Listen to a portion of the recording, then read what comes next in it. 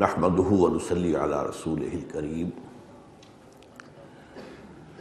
اما بعد فقد قال الله تبارك وتعالى كما ورد في بدء سورة الإسراء او سورة بني إسرائيل اعوذ بالله من الشيطان الرجيم بسم الله الرحمن الرحيم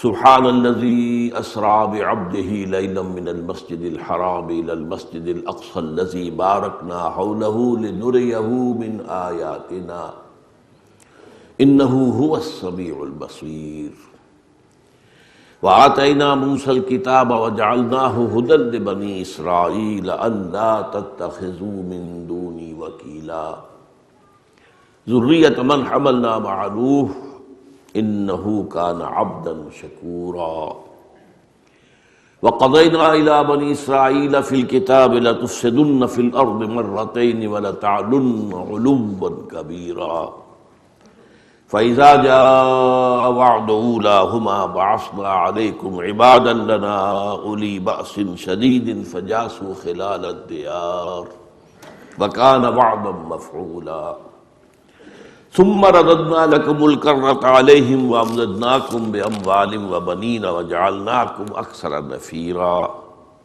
إن أحسنتم أحسنتم لأنفسكم وإن أسأتم فلها فإذا جاء وعد الآخرة ليسوءوا وجوهكم وليدخلوا المسجد كما دخلوه أول مرة وليتبروا ما علوا تتبيرا عسى ربكم أن يرحمكم وإن عدتم عدنا وجعلنا جهنم للكافرين حصيرا إن هذا القرآن يهدي للتي هي أقوم ويبشر المؤمنين الذين يعملون الصالحات أن لهم أجرا كبيرا وأن الذين لا يؤمنون بالآخرة أعتدنا لهم عذابا أليما وقال تبارک وتعالی كما ورد في سورة الأعراف وَإِسْتَأَذَّنَ رَبُّكَ لَيَبْعَثَنَّ عَلَيْهِمْ إِلَى يَوْمِ الْقِيَامَةِ مَن يَسُومُهُمْ سُوءَ الْعَذَابِ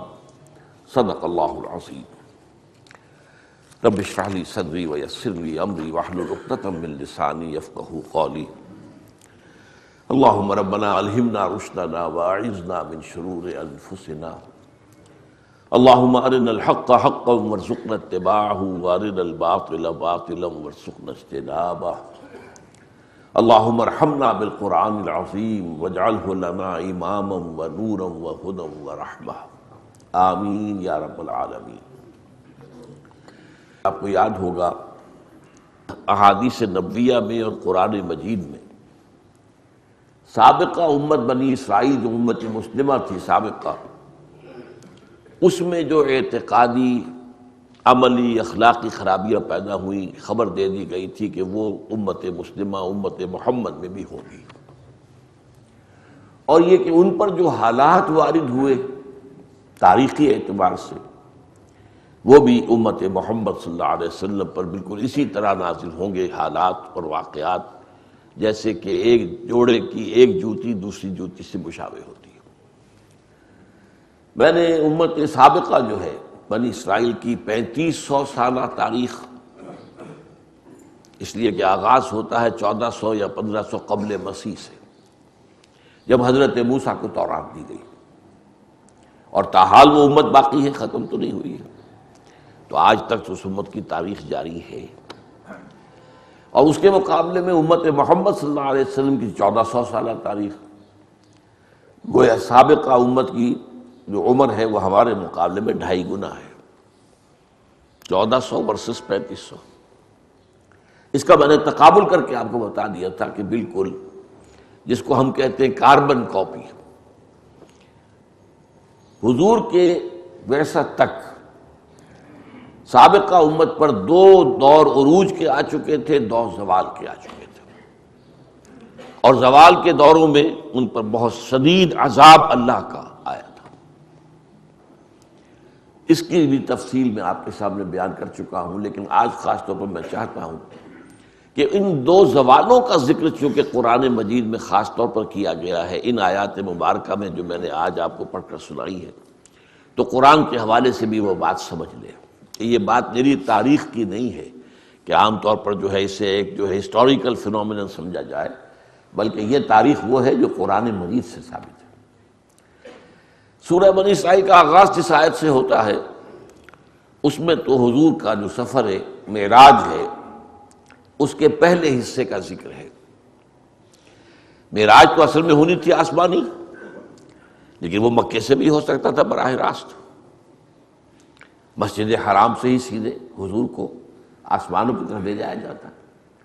کوئی حکمت تھی کہ پہلے اس کا زمینی حصہ ہے جس کا ذکر یہاں ہے، سبحان الذی اسریٰ بعبدہ لیلا من المسجد الحرام الی المسجد الاقصی الذی بارکنا حولہ لنریہ من آیاتنا انہ هو السمیع البصیر۔ بڑی بابرکت ذات ہے اور بہت ہی پاک ہے پاک ذات جو لے گئی اپنے بندے کو صلی اللہ علیہ وسلم ایک رات مسجد حرام سے مسجد اقصی تک، تاکہ وہاں اسے اپنی آیات کا مشاہدہ کرائے۔ اس کی حکمت کیا تھی؟ اس کی حکمت یہ تھی کہ یروشلم یا بیت المقدس جہاں وہ مسجد اقصی تھی، یہ سابقہ امت کا مرکز تھا، بنی اسرائیل کا مرکز۔ وہیں حضرت سلیمان نے اپنی مسجد بنائی تھی، ہم تو اسے مسجد کہیں گے، قرآن مسجد کہتا ہے، اب وہ اسے چاہے ٹیمپل کہیں ہیکل کہیں جو چاہیں کہہ لیں، لیکن حضرت سلیمان کا بنایا ہوا ہیکل، کنگ سولومنز ٹیمپل جیسے، تو وہ مرکز تھا ان کا۔ اور یہاں جو مکہ مکرمہ ہے اب یہ مرکز بن رہا تھا امت محمد کا صلی اللہ علیہ وسلم۔ تو گویا کہ حضور کو پہلے سفر کا یہ حصہ طے کرا دیا گیا بطور علامت کہ سابقہ امت کا بھی کی ساری وراثت جو ہے دینی روحانی وہ بھی امت محمد کو منتقل ہو جائے گی۔ یہ حضور کی جو امت ہے امت محمد صلی اللہ علیہ وسلم، یہ اب ان دونوں سلسلوں کی، حضرت اسحاق سے چلنے والا سلسلہ اور حضرت اسماعیل سے چلنے والا سلسلہ، ان دونوں کو یکجا کر دیا جائے گا محمد عربی صلی اللہ علیہ وسلم کی بعثت میں۔ اس کے بعد فرمایا کہ وَآتَيْنَا مُوسَى الْكِتَابَ وَجَعَلْنَاهُ هُدًى لِبَنِي إِسرائیل۔ اس وقت میں آیات کا درس نہیں دے رہا ہوں، صرف اشارات کر رہا ہوں ان کے حوالے سے۔ اور ہم نے موسیٰ کو کتاب عطا کی اور اسے ہدایت نامہ بنایا بنی اسرائیل کے لیے۔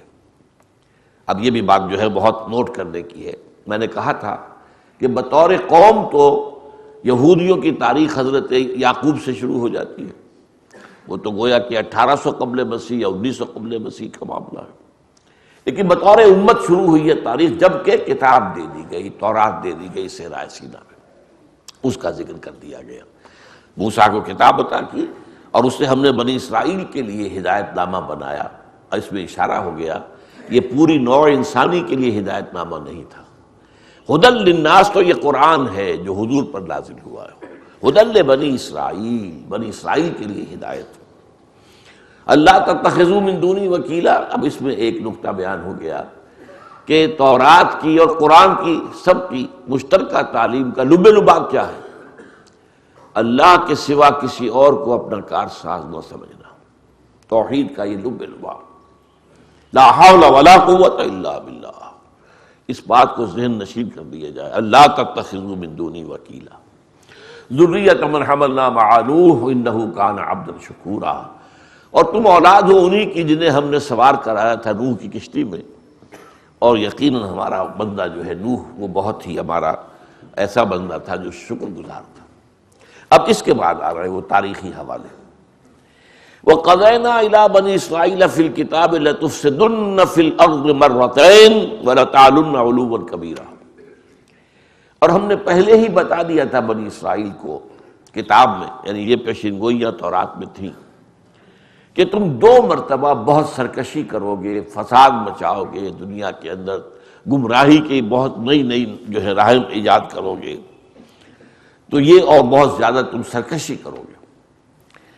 اب اس میں نوٹ کیجئے گا کہ اس میں 2 دوروں کا ذکر ہے، لیکن ان پہلا دور میں نے بتایا تھا کہ اس میں آغاز ہوا تھا 700 قبل مسیح میں، جبکہ اسوریوں نے، آشوری یا اسیرینز شامی قوم، اس نے جو اسرائیل کی مملکت تھی اسے ختم کیا۔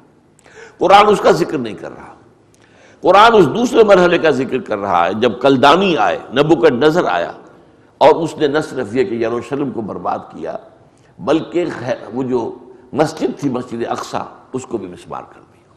مسجد کے حوالے سے جو اہمیت اس کی تھی وہ پہلی بات کی نہیں تھی، وہ صرف ایک سیاسی واقعہ تھا، اس میں معاملہ یہ بھی تھا کہ مسجد اقصیٰ برباد کی گئی۔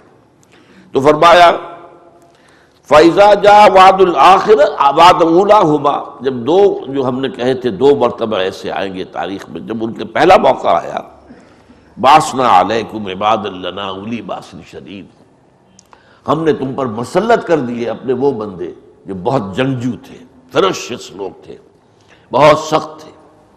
فَجَاسُوا خِلَالَ الدِّيَارِ، وہ تمہاری بستیوں کے اندر گھس گئے، تمام بستیوں کے اندر تہو بالا کر دی، تمہاری ساری آبادیاں تلپٹ کر دی۔ وَكَانَ وَعْدًا مَفْعُولًا، اور اللہ کا وعدہ پورا ہو کر رہا۔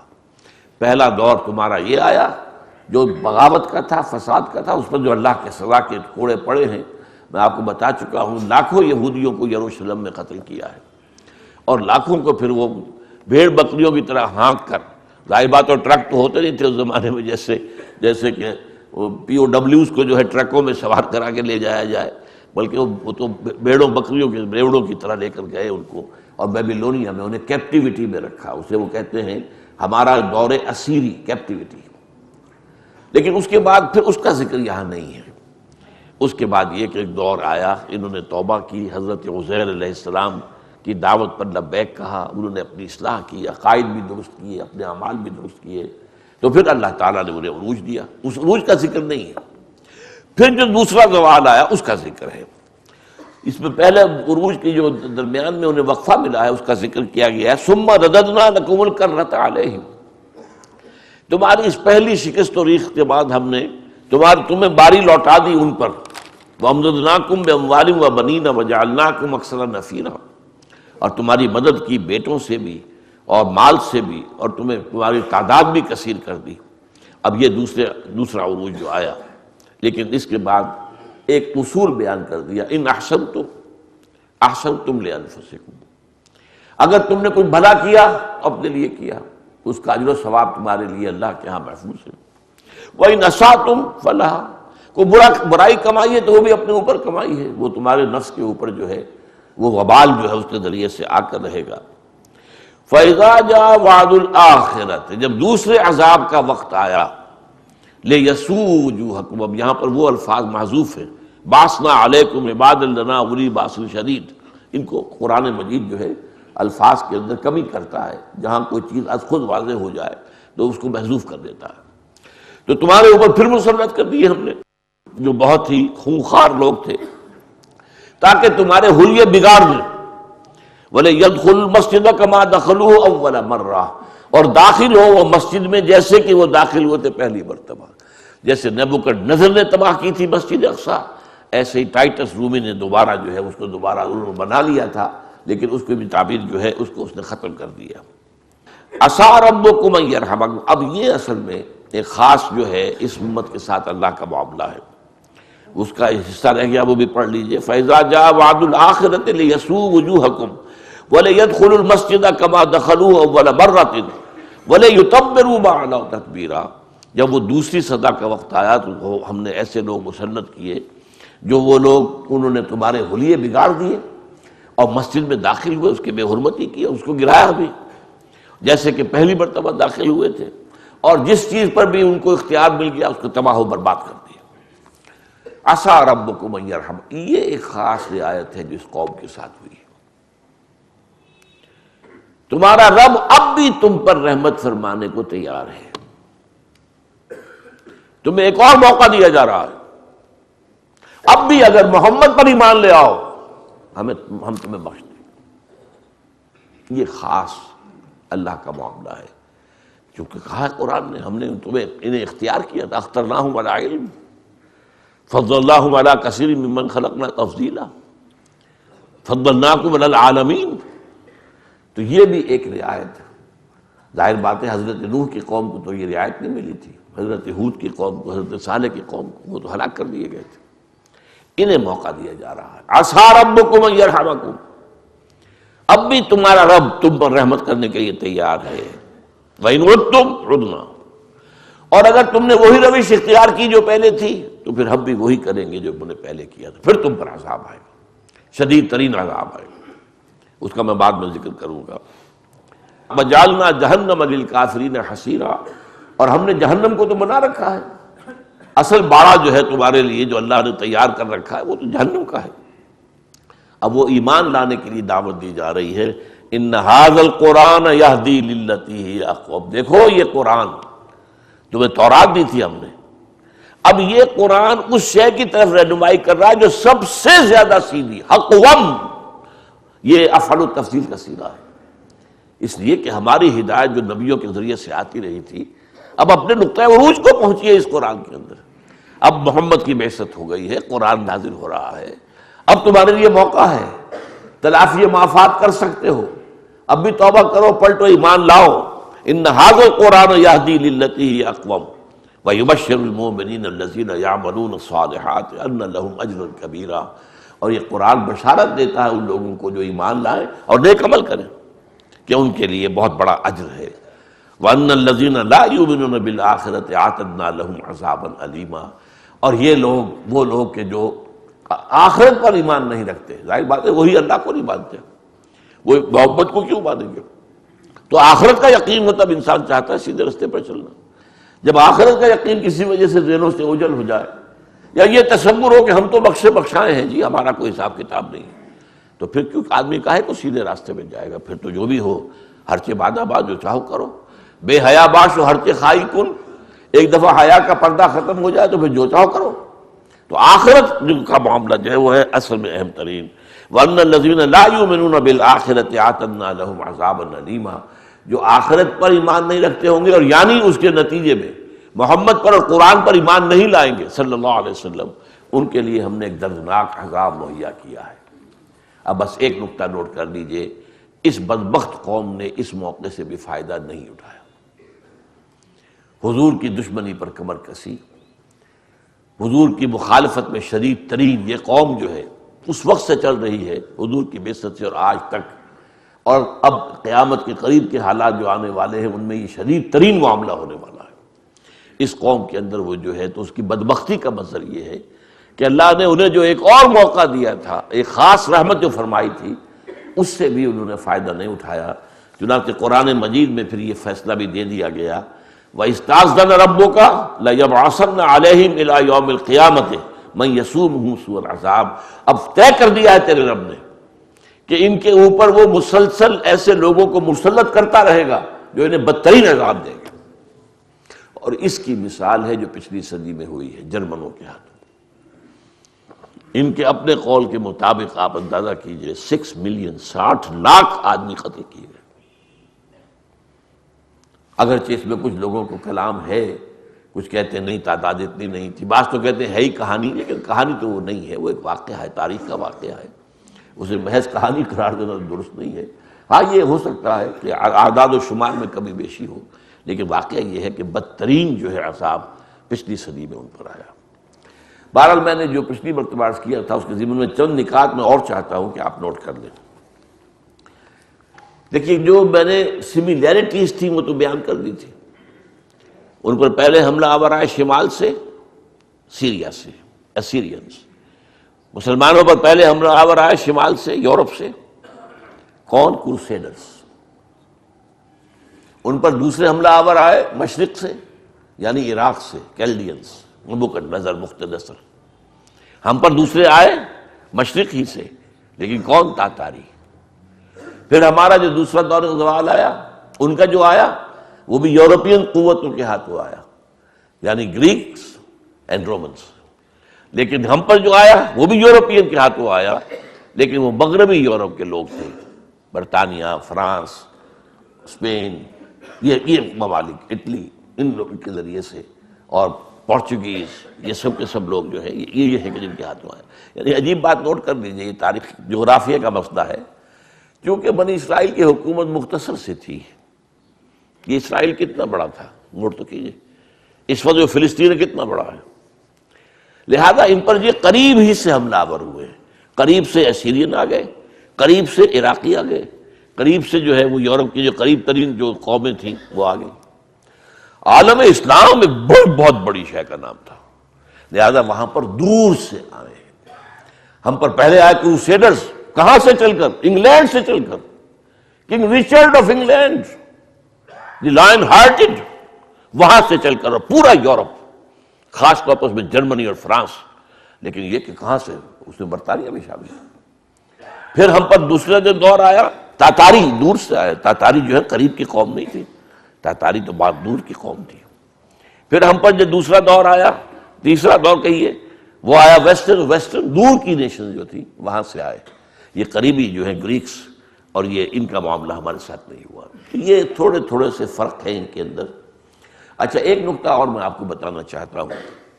وہ جو علامہ اقبال نے کہا ہے کہ کبھی یہ نوجوان مسلم تدبر بھی کیا تو نے، وہ کیا گردوں ہے تو جس کا ہے ٹوٹا ہوا تارا. اپنے ماضی کے کچھ معاملات کو اگر انسان جانے، اور خاص طور پہ نوجوان، تو دل میں ایک امنگ پیدا ہوتی. ہمارا جو پہلا دور عروج تھا عربوں کے زیر قیادت، اس میں ہم نے یورپ کے مغربی حصے کو اپنے قدموں تلے روندا ہے. ہسپانیہ سے داخل ہوا، اور ہسپانیہ پورا آئیبیرین پیننسولا، یہ صرف ایک ملک نہیں ہے، اور اس کے اندر جو ہے پرتگال بھی شامل ہے. یہ پورا کا پورا جو ہے فتح کر کے، اور پھر پائرنیز ماؤنٹینز کو کراس کر کے ہارٹ آف فرانس تک پہنچ گئے. یہ سارا علاقہ مسلمان کے قبضے میں آتا ہے. یورپ کا کتنا بڑا رقبہ ہے، کتنا بڑا تو ملک آئیبیرین پیننسولا کتنا بڑا ہے. پھر فرانس کا ہارٹ. پھر وہاں سے البتہ ریورسل شروع ہوئی. 632 میں حضور کا انتقال ہوا ہے. 732 میں پورے 100 برس بعد مسلمانوں کو ایک شکست ہوئی ہے، بیٹل آف ٹورس فرانس کے اندر. تو جو بھی فرانس کا علاقہ تھا وہ انہیں چھوڑ کر پیچھے آنا پڑا. لیکن پھر جہاں تک آئیبیرین پیننسولا ہے وہاں تو 800 برس حکومت کی. اچھا، دوسرا دور عروج آیا ہمارا ترکوں کے زیر قیادت. اب یہ مشرق سے داخل ہوئے مسلمان ترک. انہوں نے مشرقی یورپ کا کتنا بڑا علاقہ فتح کیا. استنبول، قسطنطنیہ فتح کرنے کے بعد ایسٹرن یورپ کے یہ تمام ممالک جو ہیں سب ان کے زیر لگے. ویانا تک پہنچ گئے تھے، یہاں تک ان کا جو ہے محاصرہ جاری تھا. وہ تو بدقسمتی سے پھر پیچھے جو ہے وہ شیعہ حکومت جو تھی صفوی، اس نے حملہ کیا ہے ترکوں پر. تو پھر ترکوں کو واپس آنا پڑا ہے، کیونکہ اب پیچھے سے ان کا حملہ ہو گیا تھا تو اپنا بیک ڈور تو سنبھالنا تھا. ورنہ یہ کہ تقریباً یوں سمجھیے کہ آدھا یورپ اس وقت بھی مسلمانوں کے قبضے میں آ گیا تھا. تو یہ سملیرٹیز ہیں. اور ایک خاص نکتہ مجھے میرے ذہن میں آیا تھا کہ یہ جو عروج و زوال ہیں، اس میں یورپ کے معاملے میں ایک عجیب معاملہ ہوا ہے.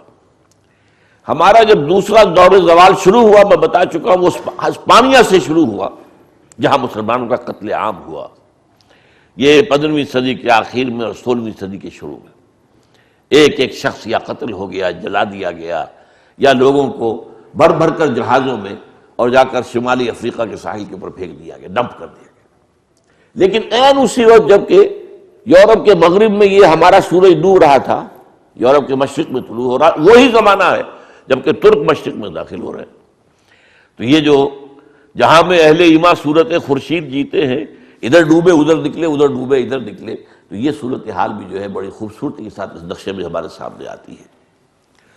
اچھا، اب میں آپ سے عرض کرنا چاہتا ہوں، میں نے آپ کو بتایا 2 عروج 2 زوال، یہودیوں کے بھی ہمارے بھی. لیکن 20ویں صدی عیسوی جو ہے اس کے آغاز میں ایک تیسرا عروج شروع ہوا ہے یہودیوں کا بھی، اور تیسرا عروج شروع ہوا مسلمانوں کا بھی. یہ 20ویں صدی بڑی عجیب ہے. اس میں 2 فینومینن چل رہے ہیں سائڈ بائی سائڈ. جیسے قرآن میں آیا ہے مرج البحرین یلتقیان بینہما برزخ لا یبغیان. اللہ نے 2 روئیں چلا دی ہیں، وہ ساتھ ساتھ چل رہی ہیں سمندر کے اندر. اس میں یہ پھیکا پانی، اس میں جو ہے کھاری پانی ہے نمکین، اور اس میں میٹھا پانی. میٹھے پانی کی رو چل رہی ہے سمندر میں، اور وہ ملتے نہیں ہیں آپس میں. مرج البحرین یلتقیان بینہما برزخ لا یبغیان. ان میں پردہ اللہ نے ایسا حائل کر رکھا ہے کہ وہ ایک دوسرے میں مدغم نہیں ہوتے، کوئی دوسرے کے اوپر چھا نہیں جاتا، غالب نہیں ہوتا. تو 2 روئیں جو ہیں حالات کی 20ویں صدی میں، ایک طرف تو ہمارا زوال بھی زیادہ اور گہرا اور گہرا اور گہرا اور گہرا، یہودیوں کا زوال بھی اور گہرا اور گہرا اور گہرا اور گہرا. ایک دوسری طرف ایک ارتقاء کا عمل، ایک رینائسنس، ایک نشرت ثانیہ، ایک احیائی عمل، یہ بھی دونوں ان امتوں کے اندر شروع ہوا ہے۔ اب اس میں آپ کے سامنے جو خاص بات لانا چاہتا ہوں، یہ تاریخ کا ایک عجیب معاملہ ہے یہودیوں کا۔ یہودیوں میں عروج کیسے شروع ہو گیا؟ تیسری مرتبہ انتہائی پسی ہوئی قوم، دبی ہوئی قوم، یعنی جب سے ڈائسپورا ان کو شروع ہوا ہے، ڈائسپورا شروع ہوا سن 70 عیسوی سے، انہیں نکال دیا گیا فلسطین سے، بھاگ جاؤ یہاں سے، نکل جاؤ، اور ہیکل سلیمانی مسمار کر دیا گیا، جو آج تک مسمار پڑا ہوا ہے، صرف ایک دیوار اس کی ہے، ویسٹرن وال، جہاں یہ جاتے ہیں، کوئی ماتم کرتے ہیں، کچھ روتے ہیں، کچھ کرتے ہیں۔ اس پورے دور کے اندر ان پہ 1500 برس تک، سن 70 کے بعد سے لے کر، انتہائی ذلت، مسکنت، ان سے شدید نفرت دنیا میں، لوگوں کو خاص طور پہ یورپ کے اندر شدید پرسیکیوشن، تشدد، نفرت ان سے، انہیں شہروں میں رہنے کی اجازت نہیں تھی، گھیٹوز میں رہو باہر، جیسے کہ کوڑیوں کے لیے کوئی علیحدہ بنا دیے جائے کہ شہر میں مت آنا، بس باہر رہو، تو یہ کہ ان کو علیحدہ رہو، یہ گندے ہیں، ان میں بدبو آتی ہے، یہ لوگ جو ہے اس قابل نہیں ہے کہ انہیں ہم اپنے شہروں کے اندر آنے دیں۔ ہاں ٹھیک ہے، آخر انسان ہے، کوئی کھانے پینے کے لیے، کوئی خرید و فروخت کرنے کے لیے، چلو 2 گھنٹے کے لیے، جیسے کرفیو 2 گھنٹے کے لیے کھول دیا جائے تو اجازت ہے، شہروں میں آ جاؤ۔ 1500 برس تک جس قوم کا یہ معاملہ رہا ہے، آج وہ اس انتہا کو پہنچی ہوئی ہے کہ اس کی مملکت قائم ہو چکی ہے، اسرائیل۔ وہ اپنے گھر میں لوٹ کر آ گئے، یروشلم دوبارہ فتح کر لیا، اور عالم عیسائیت پر ان کا قبضہ ہے۔ یہی عیسائی تھے جو اسے نفرت کرتے تھے، انہیں پرسیکیوٹ کرتے تھے۔ اور یہ بھی نوٹ کر لیجیے ہسٹوریکلی، جب مسلمانوں پر صلیبیوں کے حملے ہوئے ہیں، تو جہاں ان حملوں کے دوران مسلمانوں کا قتل عام ہوا، یہودیوں کا بھی ہوا ہے۔ عیسائی کہتے تھے یہ یہودی جنہوں نے ہمارے خدا کو صلیب دی ہے، خدا کا بیٹا خدا ہی ہوا نا، وہ تو خدا کا بیٹا جیسس، یہ صلیب دی ہے۔ اب آپ اندازہ کیجئے کتنی دشمنی ہوگی ان کے اندر، کس طریقے سے انہیں پرسیکیوٹ کرتے تھے۔ اسی طرح اسپین میں جب انہوں نے مسلمانوں کا قتل عام کیا ہے تو یہودیوں کا قتل عام بھی کیا ہے۔ گویا کہ 16ویں صدی کے آغاز تک معاملہ کیا تھا یورپ میں کہ عیسائی شدید نفرت کرتے تھے، پرسیکیوٹ کرتے تھے، تشدد کرتے تھے، اور ان پر ذلت اور مسکن طاری ہو گئی تھی یہ یہودیوں کے اوپر۔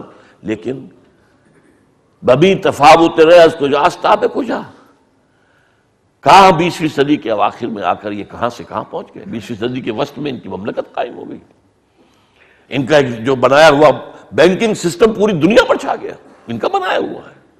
یہ بنوک، یہ فکر چالاک یہود انہوں نے بنایا ہے، اور یہ پوری دنیا پر چھایا ہوا ہے۔ اور آپ کو معلوم ہے دنیا کی تعداد میں، دنیا میں انسانوں کی جو نفری ہے، اس میں مذہبی اعتبار سے سب سے زیادہ تو عیسائی ہیں نا، 2 ارب کے لگ بھگ ہیں، اور وہ اس وقت پوری طرح تابع ہیں، یہود کے قبضے میں ہیں۔ ان میں خاص طور پر جو ویسٹ ہیں، وائٹ اینگلو سیکسن پروٹیسٹنٹس، وہ تو ان کے پکے پکے جو ہیں اعلی کار ہر معاملے کے اندر۔ یہ اتنا بڑا انقلاب کیسے آیا؟ یہ ایک بہت اہم مسئلہ ہے سمجھنے کا تاریخ کا۔ اس کی جو کی ہے وہ کیا ہے؟ تاریخی اعتبار سے چند باتیں نوٹ کر لیجئے۔ جب طارق ابن زیاد ہسپانیہ فتح کر رہا تھا، یہودیوں نے اس کی مدد کی تھی، اسے راستے بتائے تھے، ادھر سے جاؤ، ادھر سے جاؤ، ادھر سے حملہ کرو۔ وجہ کیا تھی؟ کہ ہسپانیہ میں ان پر شدید تشدد ہوتا تھا، پرسیکیوٹڈ مائنورٹی تھے، عیسائی ان سے نفرت کرتے تھے، دباتے تھے، مارتے تھے۔ تو آپ کو معلوم ہے دشمن کا دشمن تو دوست بن جاتا ہے۔ تو یہاں انہوں نے مسلمانوں کی مدد کی، نتیجہ کیا نکلا؟ اب مسلمانوں نے ان کی قدر کی، اور مسلم اسپین جو ہے، بن گوریون نے اپنی کتاب میں لکھا ہے، Muslim Spain was the golden era of our diaspora.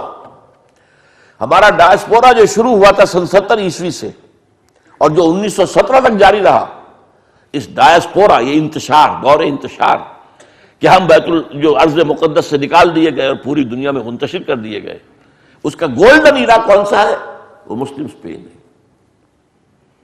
وہاں ان کی عزت کی گئی، ان کو وہ حیثیت حاصل ہو گئی. انہوں نے چونکہ مدد کی تھی فتح کرنے میں، وہ فوری اس کا جو ہے منطقی نتیجہ یہ تھا. اور وہاں پر جو ہے اب نوٹ کیجئے، وہاں بیٹھ کر انہوں نے یورپ میں عیسائیت کے اندر نقب لگائی، عیسائیت کے اوپر حملہ کیا. وہ کس طور سے؟ ہسپانیہ کی یونیورسٹیاں تھیں اس وقت دنیا میں جن سے کہ روشنی پھیل رہی تھی علم کی. وہ بغداد سے یہ معاملہ منتقل ہو کر آ چکا تھا اسپین میں. یہاں پہ بڑی بڑی کورڈووا، گریناڈا، تولیتلا، جسے ٹولیڈو کہتے ہیں، ٹولیڈو، گریناڈا، اس کی بڑی بڑی یونیورسٹیاں تھیں. یہ علم کا، تہذیب کا، تمدن کا، روشنی کا بہت بڑا مرکز ہسپانیہ. اب یہاں پر سے جو یونیورسٹیوں سے پڑھنے آتے تھے، بالکل قریب میں جو ممالک ہیں وہ کون سے ہیں؟ ہسپانیہ کے ساتھ لگا ہوا فرانس ہے، جہاں مسلمان داخل ہو گئے تھے. فرانس کے ساتھ ملا ہوا جرمنی ہے. نیچے ایک ٹانگ کی نیچے شکل نکلتی ہے اٹلی کی. خاص طور پر ان تین ملکوں سے نوجوان آتے تھے پڑھنے کے لیے. لیکن جس طرح ہمارے نوجوان جاتے ہیں امریکہ یا انگلینڈ، لیکن بدقسمتی سے ہمارے نوجوان وہیں کے ہو کے رہ جاتے ہیں. یہ آئے ہیں واپس اپنے ملکوں کے اندر. انہوں نے آ کر یہودیوں نے وہاں پر، اور وہاں پر وہ بہت اچھی حالت میں تھے، ان کے اندر کچھ خیالات کے جراثیم پیدا کیے. وہ جراثیم لے کر یہ اپنے اپنے ملکوں کو واپس آئے. ان جراثیم کے ذریعے سے ان تین ملکوں کے اندر دو تحریکیں اٹھی: اصلاح مذہب، ریفارمیشن، اور رینیسنس، احیاء العلوم. اب احیاء العلوم کی تحریک کا بھی نتیجہ یہ نکلا، جب فزیکل سائنسز کو عروج ہونا شروع ہوا، اس کا ایک منطقی نتیجہ نکلا. انسان کی سوچ میں ایک تبدیلی آئی. بھئی یہ خدا ہے یا نہیں ہے یہ تو پتہ نہیں، یہ کائنات تو ہے نا، یہ تو ریئل ہے. خدا تمہارے اپنے ذہن کا تصور ہے یا ہے یا ہے یا ہے نہیں ہے، کچھ نہیں، کوئی ثبوت تو نہیں ہے ہمارے پاس. لہذا توجہ کرو اس میٹیریل ورلڈ کے اوپر. ساری توجہ جو ہے فزیکل سائنسز کے اوپر اب اس اعتبار سے مرتکز ہو گئی. اسی طرح یہ روح کوئی شے ہے یا نہیں ہے کیا پتا، کس نے دیکھی؟ کوئی وزن بھی اس کا نہیں کیا جا سکا آج تک. تو وہ روح کسے کہتے ہیں؟ یہ جسم تو ہے نا. Take care of this body, اس جسم کے لیے بہتری کا جو ہے، اس کی بہبود کا، اس کی تمام ضرورتوں کی فکر کرو. روح ہے یا نہیں ہے چھوڑو اس مسئلے کو. یہ بحث ایک منطقی سی بحث ہے. اسی طرح نمبر 3، کوئی اور زندگی ہے یا نہیں، لائی آفٹر ڈیتھ، کیا پتا ہے کہ نہیں؟ کس نے آگے بتایا واپس مرنے کے بعد؟ کوئی نہیں جانتا. یہ زندگی تو ہے نا، اسے سنوارو. اب تمہارا نظام ہونا چاہیے، تمہاری تہذیب ہونی چاہیے، تمہارے اندر جو ہے سوشل سیکیورٹی کا نظام ہونا چاہیے. بہتر زندگی بناؤ، بہتر ریاست قائم کرو. یہ 3 versus 3، اس پر میرا ایک کتاب چاہے اسلام کی نشرت ثانیہ کرنے کا اصل کام، کہ اس مغربی تہذیب کا جو مرکزی نقطہ ہے وہ کیا ہے. وہ یہ نہیں کہتے کہ ہم خدا کا انکار کرتے، کیا پتا بھائی ہے یا نہیں ہے، ٹھیک ہے ہوگا، we don't say he is not their, لیکن یہ کہ کچھ ثبوت تو نہیں ہے نا. کائنات ہے اصل شے، اس پر توجہ کرو. روح ہے یا نہیں ہم نہیں کہتے کہ نہیں ہے، ہوگی، لیکن جسم تو ہے نا، اس میں تو اختلاف نہیں ہے. تو ساری توجہ اس پر کرو. یہ حیات دنیاوی تو ہے نا، اس کا کوئی انکار کر سکتا ہے؟ اس کا تو کیا پتا ہے یا نہیں. آخرت کی خبر خدا جانے. تو یہ ہے اصل میں شفٹ آف ایمفیسس. ذات باری کی بجائے کائنات، روح کی بجائے جسم، حیات اخروی کی بجائے حیات دنیاوی. اور دین اور مذہب کا مرکزی نقطہ کیا ہے؟ کہ اصل زندگی آخرت کی زندگی ہے. وَإِنَّ الدَّارَ الْآخِرَةَ لَهِيَ الْحَيَوَانُ لَوْ كَانُوا يَعْلَمُونَ. تو مذہب کی جڑ کٹ گئی کہ نہیں کٹ گئی؟ یہ سارے اثرات اصل میں اس رینیسنس کی اس موومنٹ کے اندر، اور اس میں یہودیوں کا فکر جو ہے، اور وہ عیسائیت کو کرپٹ کرنے کے لیے، معاشرے کو کمزور کرنے کے لیے انہوں نے یہ چالیں چلی. اصلاح مذہب میں انہوں نے کیا کیا؟ یہ کیا ہے؟ یہ جو ہے پوپ مختار مطلق بن کے بیٹھا، وہ نہیں بھائی، بائبل ہے تمہارے سامنے، بائبل پڑھو. This is the word of God. Pope تو ایک انسان ہے نا. تو پاپائیت کے خلاف بغاوت، یہ ریفارمیشن ہے. پوپ جب تک تھا ایک نظام تھا ان کا مذہبی، لیکن یہ کہ اب اس نے بغاوت کروائی. اور یہ نوٹ کر لیجئے کہ یورپ کے ممالک میں بلکہ پوری دنیا میں اس اعتبار سے انگریز جو ہے، اینگلو سیکسنز، ان میں ایک عجیب صلاحیت ہے. ایک طرف یہ اپنی روایت کو بھی پکڑے رکھتے ہیں مضبوطی سے، لیکن ہر نئے آئیڈیا کو بھی لینے کو تیار ہوتے ہیں، اس کو اپنے اندر انکارپوریٹ کر لیتے ہیں. یہ نہیں کہ پہلی چیز کو ختم کر کے دوسری شروع کی جائے، پہلی بھی رہے، ہماری روایات ہیں. آج تک بادشاہت بھی رکھی ہوئی ہے اور بہترین جمہوریت بھی ہے، لیکن بادشاہت ہے، علامتی کہہ لیں، سمبولک کہہ لیں، لیکن رکھی ہوئی تو ہے نا. فرانس میں تو خاتمہ ہوا، جرمنی میں خاتمہ ہوا، ہر جگہ خاتمہ ہوا، یورپ میں اور کئی ممالک میں بھی ہے، لیکن اس میں سب سے زیادہ جو ہے ان انگریزوں میں ہے. انہوں نے اس سارے تھاٹ کو قبول کیا سب سے آگے بڑھ کر. اور پہلی بغاوت جو پوپ کے خلاف ہوئی یورپ میں، وہ انگلینڈ میں ہوئی. چرچ آف انگلینڈ قائم ہو گیا علیحدہ، nothing to do with the Pope, we are independent. تو وہ جو ایک مرکزیت تھی ان کے نظام میں، اس کو ختم کر دی. پھر انہوں نے توجہ کر دی کہ بائبل پڑھو. اب جب بائبل پڑھتے ہیں تو آپ کو معلوم ہے بائبل میں اتنا حصہ اگر ہے اولڈ ٹیسٹمنٹ کا تو اتنا سا حصہ ہے نیو ٹیسٹمنٹ کا. عیسائیت کا تعلق نیو ٹیسٹمنٹ سے ہے، یہودیت کا تعلق سارا کا سارا اولڈ ٹیسٹمنٹ سے ہے. تو اب عیسائیوں پہ آنکھیں کھلی کہ اصل شے تو یہ ہے، اصل تو یہی قوم ہے، ابراہیم کی اولاد یہ ہے، یہ اسحاق اور یعقوب کی اولاد ہے، ان کو اللہ تورات دی گئی. تو اس سے جو یہودیوں کی ایک جو ان کی ایک ذہنی فکری مذہبی جو ہے ان کے اوپر ایک روب کی کیفیت طاری ہوئی، اور ایونجلزم شروع ہوا، سارا زور بائبل پر. ایونجلسٹ ایک بڑی تحریک اٹھی. تو یہ دو کام ہوئے ہیں جن کو وہ اصلاح مذہب کہتے ہیں. تیسرا کام جو کیا ہے یہ نوٹ کر لیجئے، اب یہ حقائق ہیں. اس پورے دور میں یورپ میں جو بڑے بڑے فلسفی ہیں سب یہودی، بڑے بڑے سائنسدان سب یہودی. ڈاروین ہے تو یہودی ہے، مارکس ہے تو یہودی ہے، آئنسٹائن ہے تو یہودی، سب کے سب یہودی. ذہانت ان کے پاس ہے، اگرچہ اس کا سب سے بڑا مصرف یہ سازشوں کے اندر کرتے ہیں، سازشیں بنانے میں. ایول جینیس، اس میں شک نہیں کہ ذہانت آج بھی ہے ان کے اندر. آج بھی آپ جا کے امریکہ میں دیکھ لیجیے، جتنے تعلیمی ادارے ہیں وہاں پہ پروفیشنل ادارے ہیں، ان کے اندر ٹاپ کے اوپر تو یہودی بیٹھا ہو. تو اس طریقے سے وہ گویا کہ کنٹرول کر رہے ہیں. نہ صرف مالیاتی کنٹرول ہے، ان کا ذہنی کنٹرول ہے، ان کا علمی کنٹرول ہے، ان کا دبدبہ ہے. تو اس اعتبار سے انہوں نے یورپ میں ایک نئی فکری جو ہے تحریک شروع کر دی. اسلام نے سکھایا تھا حریت، آزادی، کوئی انسان کسی انسان کا غلام نہیں ہے.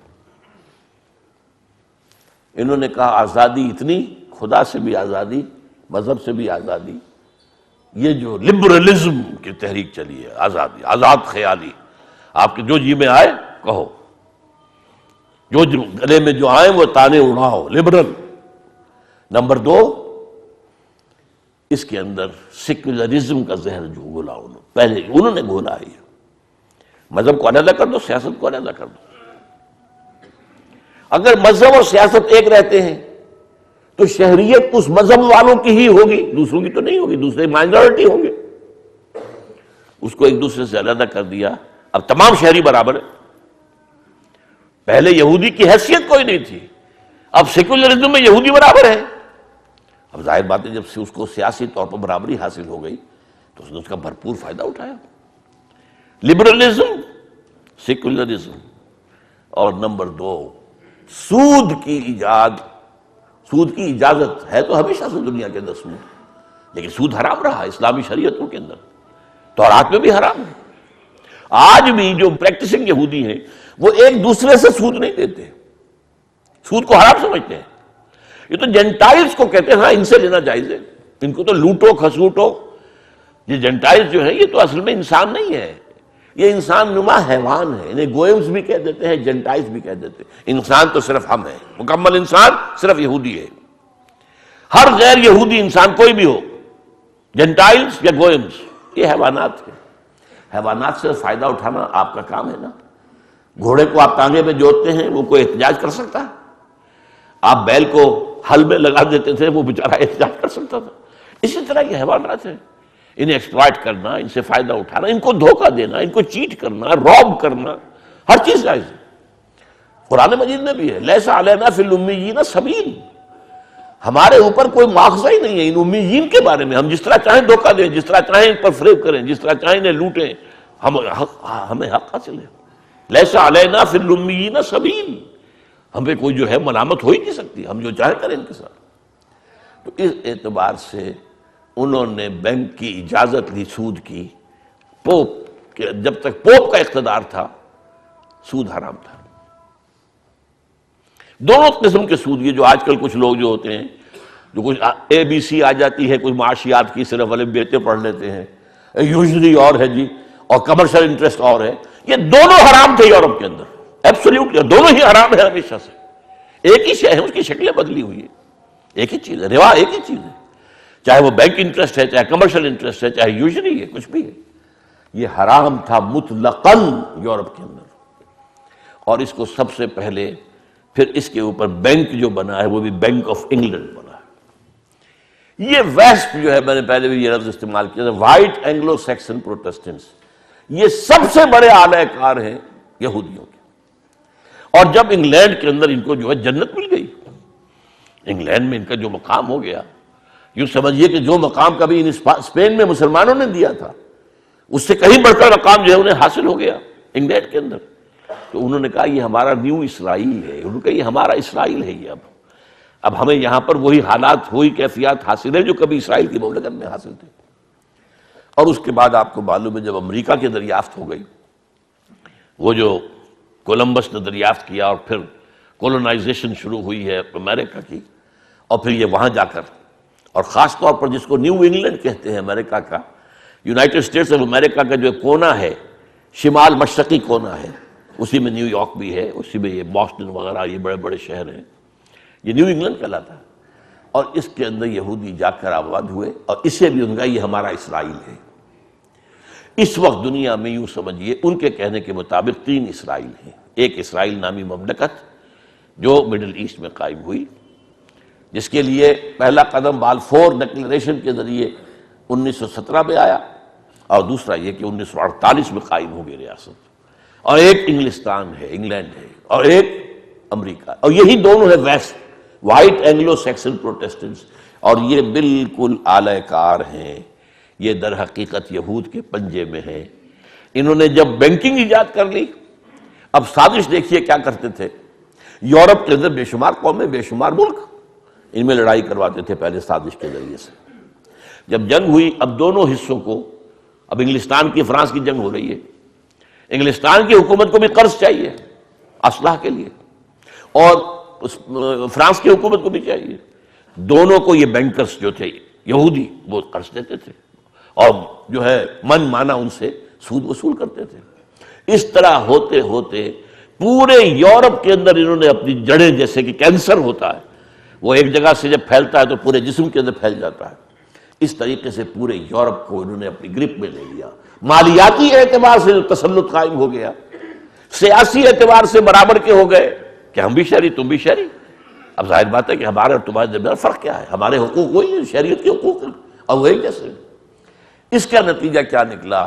وہ جو علامہ اقبال 100 سال پہلے دیکھ کر آئے تھے یورپ میں، 1905 میں گئے تھے، 1908 میں واپس آئے، only 3 years۔ اسی میں آپ نے بارٹ لا بھی کر لیا، اسی میں پی ایچ ڈی بھی کر لی، اسی میں کچھ عرصے جو ہے کیمبرج کے اندر عربی کے پروفیسر بھی رہے وغیرہ وغیرہ۔ اب ایک نہایت ذہین و فتین انسان، جینیس انسان تھا، اس کے لیے 3 سال بہت ہوتے ہیں۔ اور اس کی نگاہ جو تھی، گاہ میری نگاہ تیز چیر گئی دل وجود، جو دیکھا ہے کہ فرنگ کی رگے جاں پنجے یہود میں ہے۔ یہ ہے اصل میں اس وقت کا یہود کا معاملہ۔ کیسے ہوا اس کی میں نے کچھ آپ کے سامنے، اس قوم کو داد دینی چاہیے، اس کی ہمت، اس کی جد و جہد، اس کی کوشش، اس کی پرسویئرنس۔ یہ ختم ہو کر ابھری ہے، ختم ہوئی پھر ابھر گئی ہے، پھر ختم ہوئی پھر ابھر گئی ہے۔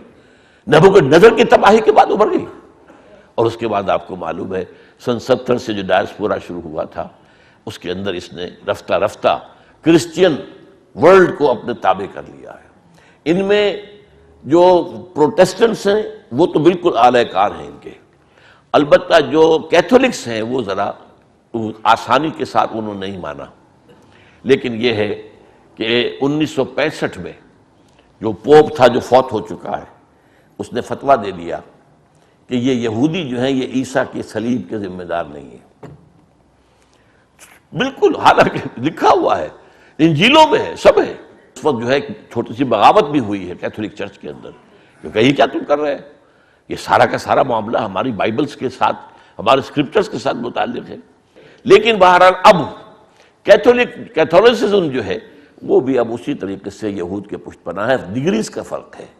امریکہ بہت زیادہ ہے، برطانیہ اس کا چھوٹا بھائی سمجھ لیجئے، لیکن یورپ جو ہے وہ بھی اب رفتہ رفتہ، لیکن اتنا نہیں ہے، فرق ڈگریز کا موجود ہے۔ یہ ہے پس منظر اس وقت کے جو حالات ہیں دنیا کے۔ یہ تو میں نے آپ کو بتایا کہ تھرڈ رائز جو یہود کا ہوا کیسے ہوا، پہلا رائز، پھر ڈاؤن فال، پھر رائز، پھر ڈاؤن فال، لمبا ڈاؤن فال، بہت لمبا۔ لیکن پھر جو تھرڈ رائز شروع ہوا اس کا فینومینن کیا ہے؟ امت مسلمہ میں، امت محمد میں جو نشرت ثانیہ جو ہو رہی ہے، جس کا عمل شروع ہو گیا تھا پچھلی صدی کے ربع اول کے بعد، اس کے بارے میں تذکرہ کروں گا۔ ہسٹوریکلی آپ سمجھیں کہ اس وقت دنیا میں یہ اسلام کے لیے جو کام ہو رہے ہیں کس کس انداز میں ہو رہے ہیں، اور اس کا جو ہے آخر، جب اس کا آخری جو ہے شو ڈاؤن جسے کہیں گے، وہ ایک علیحدہ مسئلہ ہے، اس میں پھر انشاءاللہ گفتگو ہوگی۔ اقول قولی ھذا واستغفر اللہ لی ولکم ولسائر المسلمین والمسلمات۔